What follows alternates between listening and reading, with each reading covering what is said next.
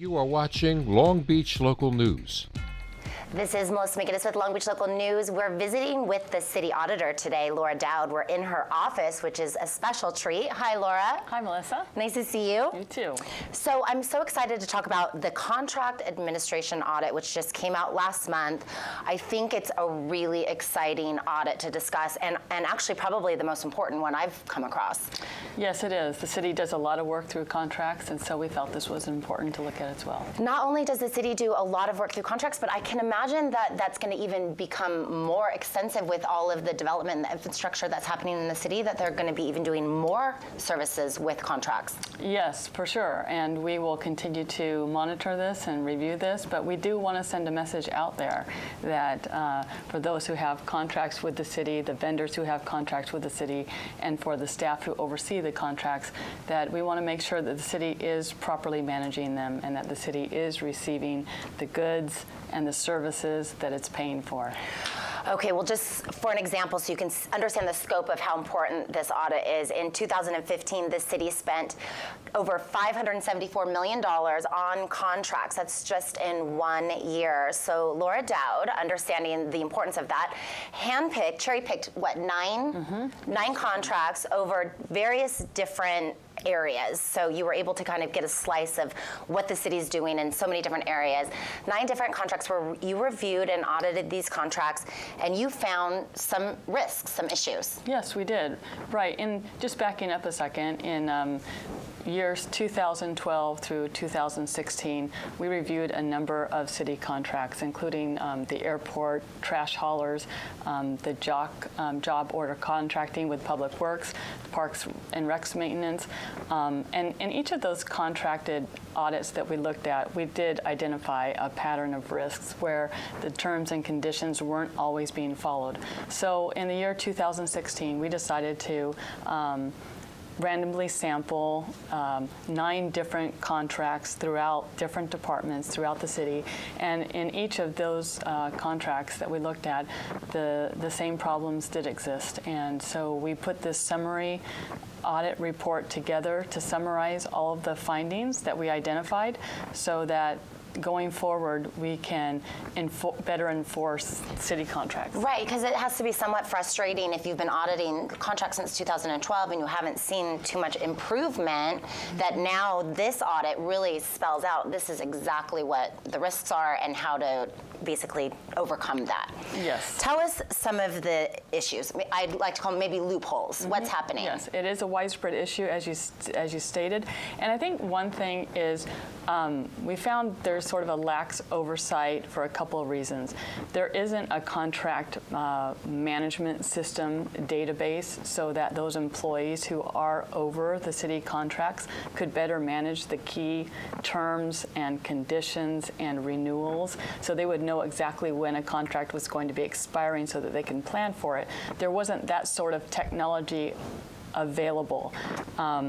Also, those staff members who are over contracts, normally, it's a big city with a lot of different departments, such as the parks and the health department and so forth. And the people over those departments are specialists in health at the healthcare department, physicians, and at the parks departments, fitness instructors, not so much contract finance with a finance background. So, right. This was a problem that there really wasn't enough training for those overseeing the contracts. So I think the 2 main issues we found was there wasn't a central database for the key terms available and the training available. So those were the 2 kind of big issues we found. That is a big issue. We're such a tech-forward city, and we spend so much on contracts. You think that that's something that obviously needs to go in place as an aggregating system to see, expiring.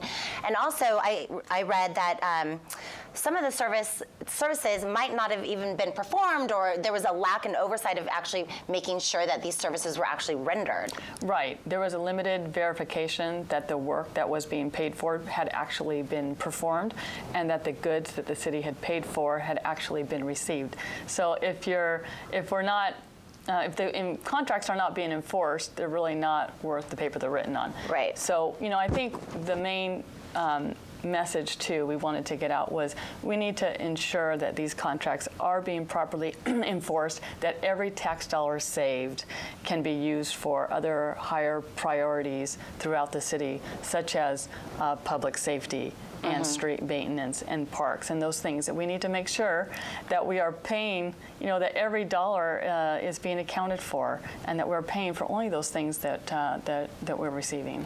This is why Laura Doud is your watchdog, and your tax dollars go to great service here at her office, literally looking after your money and making sure that the budget is appropriate. I mean, like you're saying, public safety is such a big issue, yet we're kind of not monitoring some of these contracts where there could be money moved over to public safety. So we thank you for all of that work. And in fact, if anybody wants to take a look at this study, it's at cityauditorlauradowd.com. It's a great read, and it provides just tremendous insight into how the city functions. I love at the end the letter from the city manager. Yes. He took your recommendations very seriously this time, didn't he? Yes, and we really appreciate that they took this issue to heart and made it a priority and an important issue. They hired a consultant to come in to train city staff to ensure that these contracts are being properly monitored, they are being enforced. The training is now taking place currently.